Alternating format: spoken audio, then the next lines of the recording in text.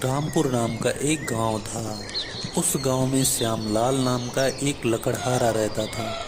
वो अपनी जीविका चलाने के लिए पास के ही गांव के जंगल में रोज लकड़ियां चुनता था और उन्हें बेचकर कुछ पैसे कमा लेता था। इसी तरह से उसका गुजारा चल रहा था। कुछ दिनों के बाद श्यामलाल की शादी हो गई। उसकी पत्नी बड़ी खर्चीली थी, इसीलिए अब उतनी लकड़ियों को बेचकर घर चलाना मुश्किल हो गया था। ऊपर से श्यामलाल की पत्नी कभी नए कपड़े खरीदने के लिए तो कभी किसी दूसरी चीज के लिए श्यामलाल से बार बार पैसे मांगती थी और अगर पैसे ना मिले तो वह रूठ जाती थी। श्यामलाल अपनी पत्नी से बहुत प्यार करता था, इसीलिए उसकी नाराजगी वो बर्दाश्त नहीं कर पाता था। श्यामलाल ने ठान लिया कि वो अब ज्यादा लकड़ियां इकट्ठा करके बेचेगा ताकि उसकी पत्नी को रोज रोज पैसों की कमी ना हो।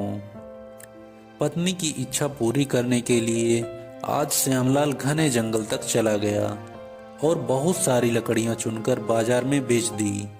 ज्यादा लकड़ियों के ज्यादा पैसे मिले तो खुश होकर श्यामलाल ने सारे पैसे अपने पत्नी को दे दिए। अब रोज श्यामलाल ऐसा ही करने लगा। देखते ही देखते उसके मन में लालच इतना बढ़ गया कि उसने धीरे धीरे पेड़ काटना भी शुरू कर दिया। पेड़ काटने से और ज्यादा लकड़ियां हो जाती थीं और उसे अधिक दाम मिलने लगा। लकड़हारा हर हफ्ते एक पेड़ काटता और लकड़ियां बेचकर मिलने वाले पैसों से अपनी पत्नी के शौक पूरे करता। अब पैसे ज्यादा आ रहे थे तो घर भी अच्छे से चल रहा था। धीरे धीरे श्यामलाल ने पैसों को जुए में लगाना शुरू कर दिया। जुआ खेलने की लत ऐसी लगी कि श्यामलाल एक मोटी रकम इसमें हार गया। अब इस रकम को चुकाने के लिए श्यामलाल ने एक दो मोटे मोटे पेड़ काटने का फैसला किया। जैसे ही श्यामलाल ने जंगल में जाकर अपनी कुल्हाड़ी को एक बड़े से पेड़ पर चलाने की कोशिश की तो उस पेड़ की टहनी ने हमला कर दिया। श्यामलाल चौंक गया, फिर उसे पेड़ की टहनी ने लपेट लिया। श्यामलाल कुछ समझ नहीं पाया कि यह सब क्यों हो रहा है। तभी पेड़ से आवाज आई, मूर्ख, तू अपने लालच के चक्कर में मुझे काट रहा है। तू सारे पैसे जुए में लुटा देता है और फिर पैसे लौटाने के लिए पेड़ काटने आ जाता है। तुझे पता है कि पेड़ कितने कीमती होते हैं।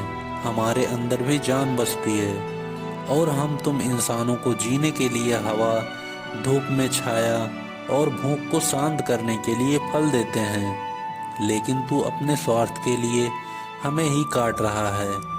पेड़ ने कहा, आज तू रुक, यही कुल्हाड़ी अब मैं तेरे ऊपर चलाऊंगी।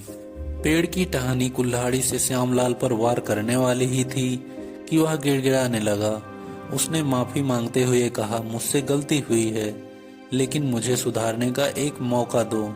अगर आप मुझे मार दोगे तो मेरी पत्नी का क्या होगा? वो अकेली पड़ जाएगी।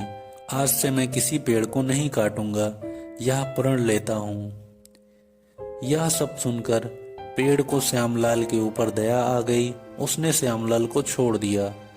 छूटते ही श्यामलाल भागकर अपने घर आ गया और पैसों के लालच में ना आने का संकल्प लिया। लालच में आकर हमें पर्यावरण के साथ खिलवाड़ नहीं करना चाहिए। हमें ऑक्सीजन पेड़ों से ही मिलती है, इन्हें काटकर हम अपने जीवन में खुद संकट ला रहे हैं।